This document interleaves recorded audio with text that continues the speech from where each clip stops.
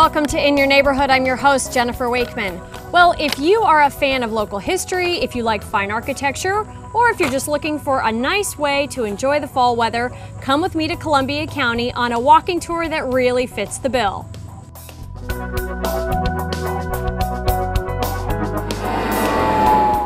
There are actually two self-guided tours of Bloomsburg's historic district.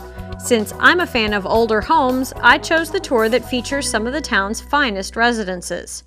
Frequently, these were built by the captains of the area's industries, such as lumber, rail cars, textiles, and iron making. This tour begins on South Market Street, just below the Soldiers and Sailors Monument at the U.S. Post Office.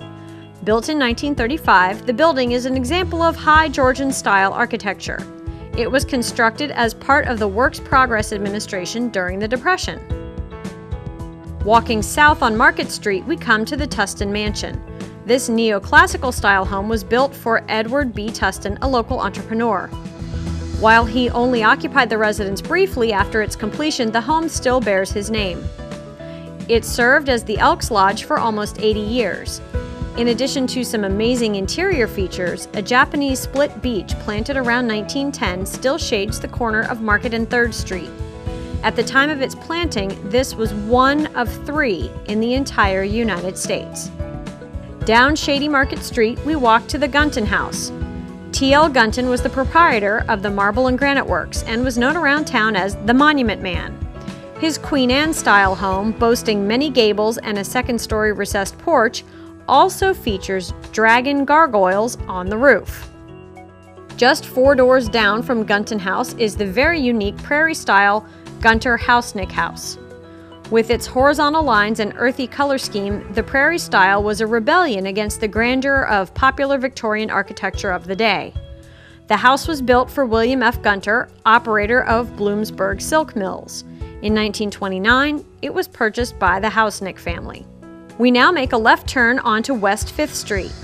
Brick crosswalks grace this tree-lined street, and our tour continues along the southern side for 5 blocks before turning back to walk on the northern side of 5th Street.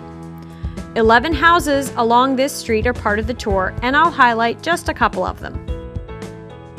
The Eichler House at 42 East 5th Street is easy to spot with its onion dome.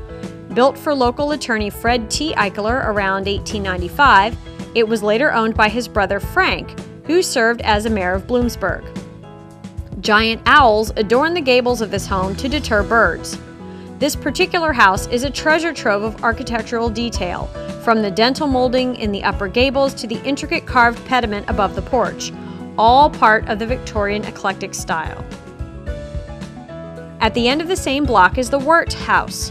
Constructed just a few years before Eichler House, this home is another example of Queen Anne style. The home was a wedding gift for Sarah Funston by her parents when she wed Paul Wirt in 1878. I have to admit, I was intrigued by Wirt's story. He was an attorney by trade, but was keen on developing a reliable and workable fountain pen. Wirt began manufacturing pens in 1884 and had sold 2 million by 1900, making him a leader in the industry. The entire tour is less than a mile along flat sidewalks. There are a total of 24 structures on this tour, each with their own unique history.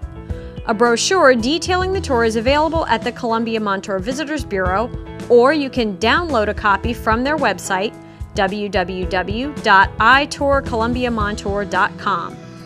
As the leaves change this fall, I know this will be a delightful stroll, right here in your neighborhood. Coming up after the break, we'll take you to a Danville farm with a very unique crop.